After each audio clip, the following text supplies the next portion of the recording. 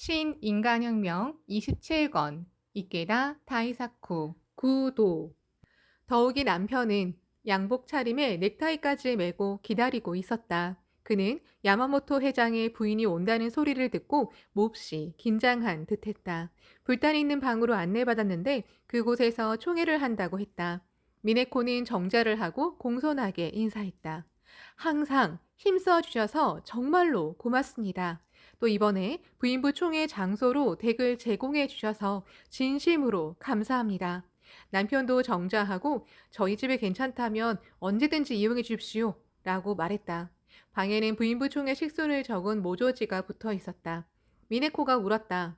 정말로 잘 썼네요. 어느 분이 쓰셨나요? 남편이 썼습니다. 어머나, 그렇습니까? 멋진 글입니다.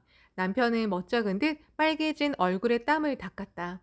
이렇게 남편분이 보이지 않는 곳에서 도와주시기에 이 지역에서 학회가 발전하고 있다고 생각합니다. 고마운 일입니다. 앞으로도 많은 협력을 부탁드립니다. 미네코가 머리를 깊이 숙였다. 부부와 함께 기념 촬영도 했다. 남편도 차츰 긴장이 풀려 웃는 얼굴로 대화했다. 그리고 2달 뒤에 남편은 입회한다.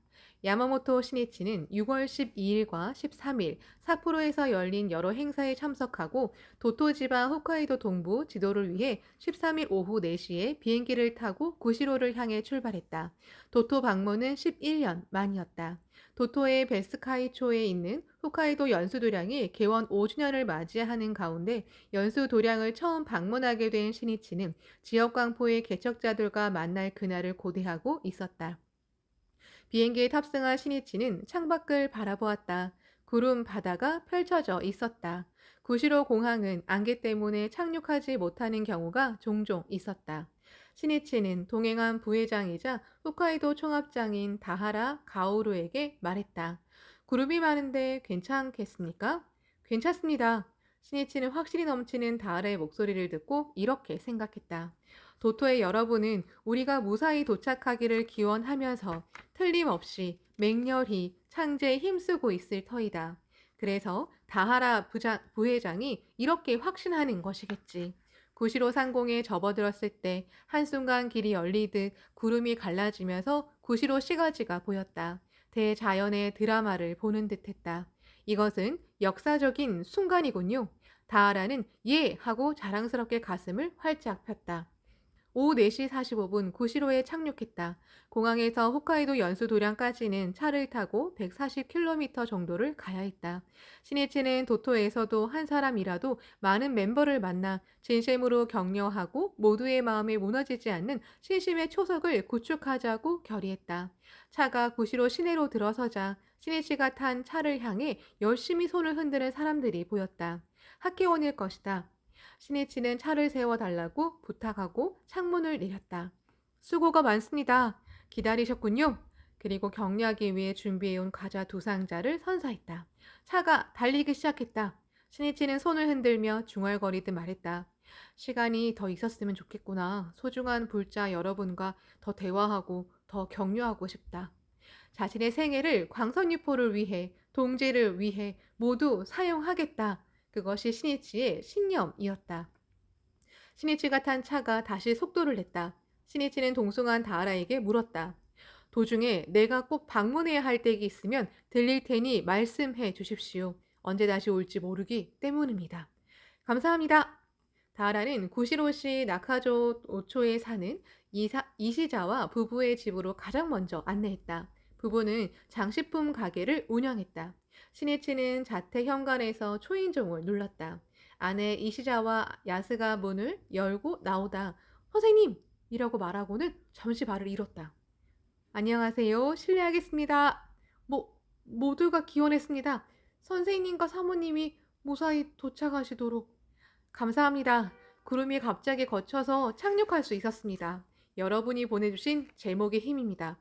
어머나, 그런데 선생님, 남편은 이제 건강해졌고 가게도 번창하고 있습니다.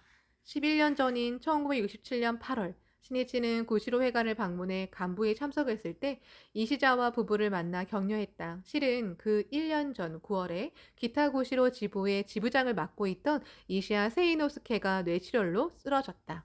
몸 오른쪽에 마비가 와서 말도 어눌해졌다. 어쩔 수 없이 고등학교를 졸업한 뒤 재수하고 있던 둘째 아들 히로야가 진학을 포기하고 가업을 맡아 일했다. 의사는 화장실에 갈 수 있게 되면 다행이라고 생각하십시오라고 부부에게 말했다. 나는 학회원이다. 질 수 없다. 세이노 스케는 진지하게 기원하면서 열심히 재활 치료에 힘썼다. 몸이 조금씩 회복되어 간신히 걸을 수 있게 되었다. 그리고 신이치가 구시로를 방문한다는 소식을 듣고 부부가 함께 구시로 회관으로 달려왔다. 그때 신이치는 강한 확신을 담아 두 사람에게 말했다. 기원이 성취되지 않는 일은 있을 수 없느니라 라는 어원절입니다. 반드시 낫습니다. 다음에 내가 구실호에 올 때는 건강한 모습을 보여주십시오. 반드시 장수해 주십시오. 확신이 확신을 불러 일깨운다. 지도는 생명의 공명으로 신심을 각성시키는 작업이다. 세이노스케와 야스는 구시로 회관에서 시니치에게 지도를 받고 새롭게 결의했다. 1958년 입회한 두 사람은 지나온 세월을 돌이켜 보았다. 부부가 처음 신심을 시작한 계기는 오로지 둘째 아들 히로야의 심장병을 고치고 싶다는 일심에서였다. 입회하고 얼마 뒤 그 소원은 멋지게 이루어졌다. 그런데 입회하고 1년 5개월 뒤 경영하던 국수공장과 자택이 화재 때문에 모두 불타버렸다. 몸에 걸친 옷만 달랑 남고 전부 불타버렸지만 그때도 재기할 수 있었다. 크고 작은 온갖 시련이 있었다. 하지만 어본전을 의심하지 않고 광선유포에 충실히 살아가자고 정하고 창제와 홍교에 힘쓴 결과 모두 이겨내고 변도위약 해냈다. 이번에도 건강을 되찾지 못할 리 없다. 야마모토 선생님이 구시로에 다시 오실 때는 반드시 건강한 모습으로 다시 뵙도록 하자. 부부가 함께 이렇게 마음을 정하고 신이치와 다시 만날 날을 목표로 신심에 힘썼다. 신이치를 방으로 안내한 야스는 기쁜 표정으로 장식품 가게는 번창하고 있고 둘째 아들은 결혼해 손주를 둘이나 보았다고 말했다. 잠시 뒤 외출한 며느리와 손녀가 집에 돌아왔다. 그리고 가장인 세이노스케도 손자의 손을 잡고 돌아왔다. 힘찬 걸음걸이였다. 세이노스케는 신이치를 보자 선생님! 하고 외치더니 정자하고 머리를 숙였다. 그러고 나서 허리를 펴고 뇌출혈로이라고 말하고는 목소리가 잠겼다. 눈에서 흐르는 눈물은 격한 울음이 되어 말을 가로막았다. 아내 야세가 눈물 때문에 한마디도 못하는 남편을 대신해서 말했다. 뇌출혈로 쓰러졌는데 지금은 이렇게 거짓말처럼 건강해졌습니다. 신이치는 세이노스케의 손을 꼭 잡았다. 잘 되었습니다. 참으로 잘 되었습니다. 신심을 성실하게 한 사람이 마지막에는 승리합니다. 그것이 불법입니다. 광선유포를 사명으로 하는 창가 학회와 함께 끝까지 살아가는 삶 속에야말로 신심의 정도가 있습니다. 그러므로 이렇게 병을 이겨낸 것입니다. 신이치는 신심으로 쟁취한 부부의 승리를 칭찬했다. 학회원이 공덕을 받고 그들의 체험을 듣는 일은 신이치에게 가장 큰 기쁨이었다. 그러고 나서 신이치는 세이노스케의 집 바로 옆에 있는 가게에 가서 종업원에게도 말을 건넸다. 신이치는 배웅 나온 세이노스케 가족에게 이렇게 말했다. 오늘은 감사합니다. 기쁘고 즐거운 추억을 만들었습니다. 여러분을 생애 잊지 않겠습니다. 건강하십시오. 이튿날 신이치는 야스에게 시를 보냈다. 찬탄하노라. 구시로 어머니의 역사를 보라. 오후 6시가 지나서 세이노스케의 집에서 나온 신이치 일행은 약 70km 정도 떨어진 베스카이초의 니시슌 베스에 있는 개인 회관으로 갔다. 베스카이 광포를 바라는 동지의 노력으로 탄생한 회관이라고 한다. 신이치는 그 진심에 보답하기 위해서도 꼭 방문하고 싶었다. 신이치가 탄 차는 날이 저물어가는 녹음 짙은 곤센 평야를 질주했다. 구름에 베일에 감싸인 태양이 결국 저물자 칠흑 같은 어둠이 찾아왔다. 개인회관에 도착한 신이치 일행을 현지 대표가 얼굴 가득 웃음을 띠며 맞이했다. 드디어 왔습니다. 동경하는 베스카이에 왔습니다. 하지만 참 멀군요. 신이치가 이렇게 말하며 차에서 내렸다. 순간 오싹 소름이 돋았다. 바깥 공기가 차게 느껴졌다. 몸 상태가 좋지 않았다. 네무로시 북쪽에 인접해 있는 베스가이초는 면적이 도쿄 23구의 2배가 넘는다. 낙농과 어업이 주요 산업으로 완만한 구릉지대에는 목장의 풍경이 이어지고 사육하는 소는 인구의 몇 배나 되었다. 강우량과 강설량은 적은 편이지만 겨울철 최저 온도가 영하 30도에 달하는 날도 있다. 신이치는 개인 회관에서 현지 멤버와 간담했다. 대화의 주제는 베스카이를 어떻게 번영시키는가였다. 신이치는 모두와 함께 진지하게 그 대책을 강구했다. 어떠한 지역, 어떠한 산업도 번영하려면 늘 개선과 연구가 필요하다. 현상에 안주해 그러한 노력을 게을리하면 쇠퇴가 기다릴 뿐이다. 신이치는 베스카이초에는 유제품을 비롯해 연어, 새우, 바지락, 가리비 등의 특산물이 있다는 말을 듣고 이렇게 말했다.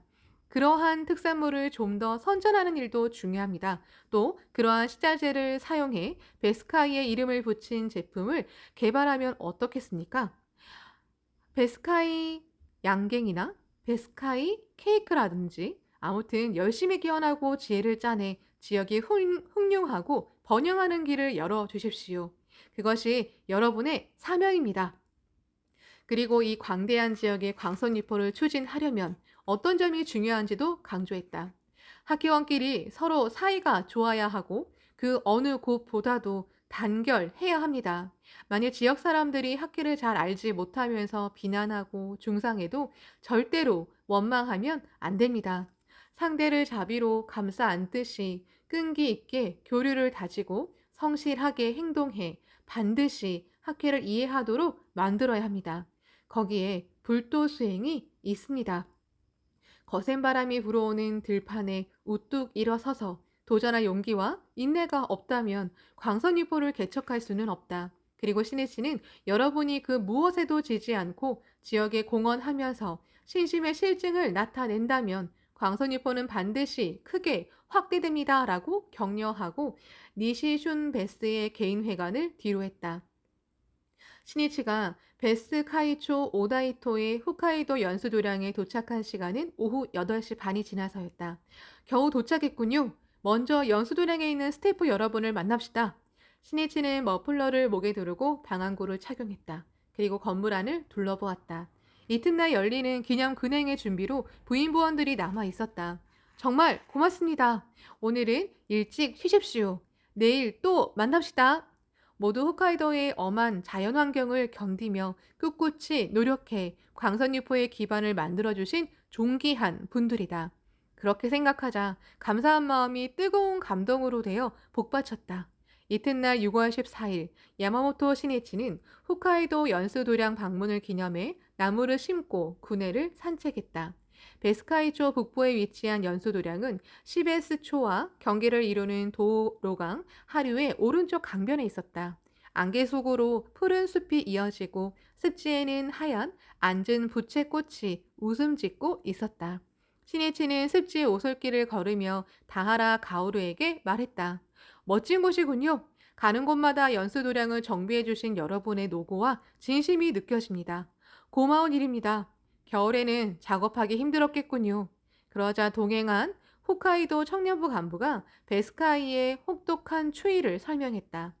겨울에 영하 30도 가까이 내려가면 날아온 백조의 다리가 강물에 얼어붙어 날아오르지 못하고 버둥거리는 모습을 보기도 한다고 말했다. 그리고 청년부 간부는 스태프를 맡고 있는 어느 청년을 신이치에게 소개했다. 선생님, 네무로 지역의 지역 남자부장 스가야마 가스지 씨입니다. 스가야마 씨는 연수도량 정비에도 헌신해 주었습니다. 고맙네. 자네를 잘 알고 있네. 베스카이 광선유포의 개척자가 아닌가. 3, 4년 전에 세이쿄 신문에 실린 체험담을 읽었다네. 훌륭한 내용이었다. 순간 스가야마는 자신의 귀를 의심했다. 감동으로 가슴이 벅찼다. 선생님이 나를 아시다니. 상대를 아는 일에서 격려는 시작된다. 신이치는 스가야마와 악수를 나눴다. 몸집이 작고 보기에도 순박하고 성실하게 생긴 청년이었다. 베스카이에서 태어나고 자란 스가야마는 1957년에 입회했다. 스가야마의 집은 할아버지가 1928년에 후쿠시마현에서 개척자로 이주해 와서 이윽고 녹말 공장을 시작했는데 경영이 위기에 처하자 낙농업으로 바꿨다. 하지만 그 일도 궤도에 오르지 않은 데다 가족들이 연이어 병에 걸려 나날이 생활고에 허덕여야 했다.